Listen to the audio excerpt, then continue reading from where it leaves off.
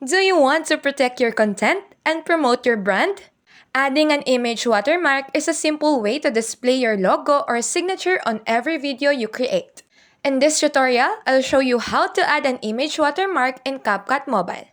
Let's get started. First, open CapCut app on your mobile device and tap New Project. Select the video you want to edit from your gallery and tap Add to import it into the editing timeline. Next, tap Overlay and select Add Overlay.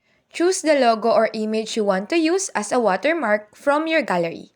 Then tap Add. Pinch with 2 fingers to resize the watermark and drag it to your preferred location. With the watermark selected, tap Opacity and lower the value until the image becomes subtle but still easy to recognize. Now, drag the ends of the watermark overlay so that it lasts for the entire duration of your video. Press the play button to preview it before exporting. And that's how you add an image watermark in CapCut Mobile. Leave your mark on every masterpiece. Don't forget to like, share, and subscribe. Thank you for watching and happy editing. God bless you.